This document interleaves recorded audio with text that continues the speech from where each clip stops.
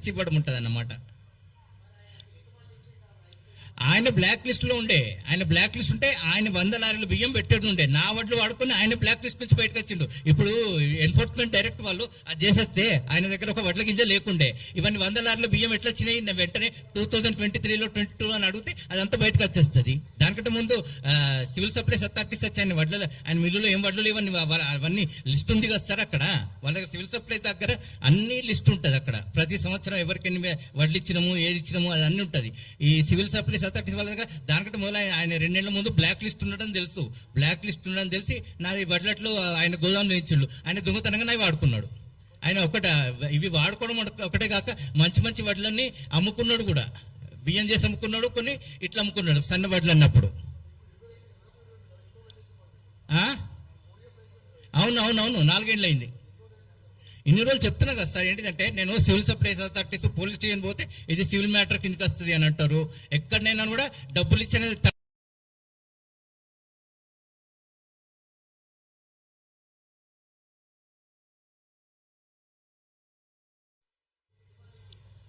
అదే ఆయన black list ఆయన సివిల్ సప్లై ఆయన పేరు మీద పెట్టుకున్నాడు కదా. ఆయన రైస్ మిల్ పేరు మీద పెట్టుకున్నాడు. ఆయన 100 లారీలు బాకీ ఉండే. నా దగ్గర నుంచి దాదాపు 100 లారీల కంటే ఎక్కువ తీసుకొని ఆయన పేరు మీద పెట్టుకున్నాడు. కొన్ని వడ్లు అమ్ముకున్నాడు, సన్న వడ్లవని. కొన్ని బియ్యం చేసి అమ్ముకున్నాడు. దాదాపు 120 లారీల వరకు నా పేరు మీద తీసుకున్నాడు. ఆయన 100 లారీలు ఆయన పేరు మీద పెట్టుకుని మిగతా ఆయన అమ్ముకున్నాడు. మా ఒప్పందం ఏం లేదు సార్, ఓన్లీ గోడౌన్ కిరాయి వరకే. చూడండి, ఇక్కడ కలెక్టర్ సంతకం పెట్టినాయి, అన్ని పెట్టినవి ఉన్నాయి. చూడండి ఇట్లా అంటే సార్, ఇక్కడ పేపర్లు చూడండి ఒకసారి. అది ఆశ చూపించిండు, ఇచ్చిండు సార్. అబద్ధం చెప్పడం ఎందుకు కానీ ఆశ చూపించిండు, ఇచ్చిండు అలా. అయితే ఇవన్నీ అయిన తర్వాత ఇవన్నీ ఫోర్జరీలు అవన్నీ బయటకు వచ్చినాక ఇచ్చిండు. మాకు దానికి ప్రూఫ్ ఉంది నా దగ్గర. అవునవునవునవును కొన్ని డబ్బులు ఇచ్చిండు. అదేంటంటే బయటికి రానియకు, నేను చూసుకుంటా, నేను పెడతా అని అందరు సివిల్ సప్లైస్ అథారిటీస్ వాళ్ళకి ఇచ్చిండు. నాకు 15 లక్షల వరకు ఇచ్చిండు సార్. 15-20 లక్షల మధ్యలో, 15-20 లక్షల మధ్యలో. అవునవునవునవునవును. అయితే ఏంటంటే ఒకటే ఒప్పించడం ఏంటిదంటే, నువ్వేం భయపడకు, సివిల్ సప్లైస్ అథారిటీస్ వాళ్ళు చూసుకుంటారు, నేను ఎట్లయినా కూడా నీ పేరు మీద పెట్టేస్తా 100%. ఇదని అందరు సివిల్ సప్లైస్ అథారిటీస్ నన్ను, పోలీస్ వాళ్ళను అందరినీ మేనేజ్ చేసుకున్నారు సార్. ఇది ఇక్కడనే పొరపాటు జరిగింది నా దగ్గర. ఆయనకు పార్టీలతో ఏమన్నా సంబంధం నాకు క్లియర్గా తెలియదు సార్. అది తెలియదు నాకు. పలుకుబడి అన్ని ఉన్నాయి ఆయనకు, రాజకీయంగా, ఆర్థికంగా, రాజకీయంగా అన్ని ఆఫీసర్లు అన్ని పలుకుబడి అన్ని ఉన్నాయి. అందరినీ మేనేజ్ చేసుకుంటున్నాడు.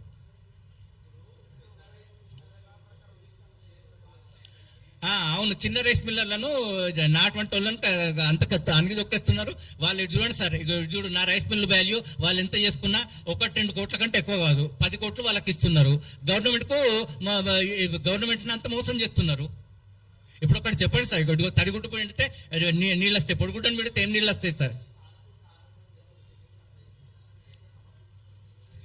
మీరు ఎక్కడ చెక్ చేసినా, ఏది చేసినా కూడా ఇప్పుడు ఇప్పుడు గవర్నమెంట్ ఏ కమిషన్ ఇచ్చినా అవే అన్ని బయటకు వస్తాయి. చూడండి, బ్యాంక్ ద్వారా కానీ ఈ ఫోర్జరీలు కానీ ఏవైనా కూడా అన్ని అట్లనే బయటకు వస్తాయి సార్. చూడండి, గవర్నమెంట్ ఒక్కటి ఒక సిబిఐ దర్యాప్తు అన్న ఈడీతో ఒకటి చేయించుకోనండి.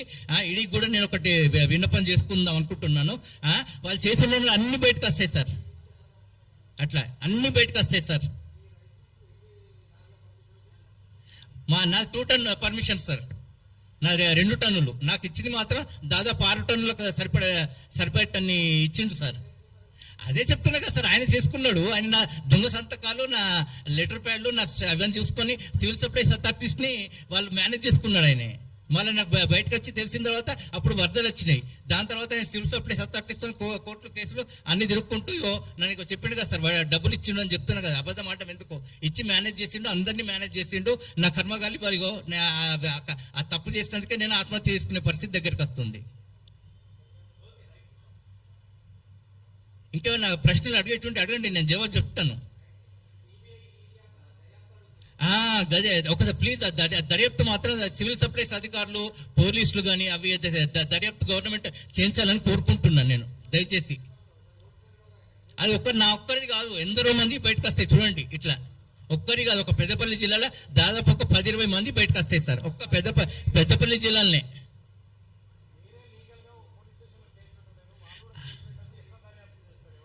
ఇగో కేసు పెట్టా కదా సార్ ఇప్పుడు నేను. ఇగో చూడండి, ఇగో అన్ని పేపర్లు ఇచ్చినాకనే కేసు పెట్టగలుగుతాము. ఇగో ఇగో ఇప్పుడు చూపిస్తారండి ఒక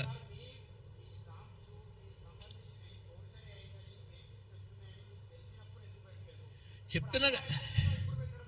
వినండి, స్టాంపులు అవన్నీ వేసినప్పుడు అక్కడ పోయినాము, అన్ని పోయినాము, అవన్నీ లేట్గా తెలుస్తున్నాయి, ఆఫీస్లో లేట్గా తెలుస్తున్నాయి సార్ నాకు అవన్నీ. నేను అందులో దిగినాక బాగా లేట్గా తెలుస్తున్నాయి నాకు కర్మగాలి, అవన్నీ బయటికి రానియలేదు. అది నా ఇదే కదా సివిల్ సప్లైస్ అవన్నీ ఏంటంటే మన ఆఫీస్ దాంట్లోకి ఎక్కున్నాయి అవన్నీ అందులో. నా చేతుల్లో కాగితాలన్నీ నేను పట్టుకుని వచ్చాను సార్. ఇందులో కూడా ఎన్నో ఫోర్జరీలు చేసినట్టు ప్రూఫ్ ఉంది. నన్ను మోసం చేసిండు. నేను అట్లా అనుకోలేదు కదా, అక్కడనే పొరపాటు జరిగిందని చెప్తున్నా కదా. నా మానవ తప్పిదాలు కొన్ని జరిగితే నాతో మానవ తప్పిదాలు జరిగినాయి సార్.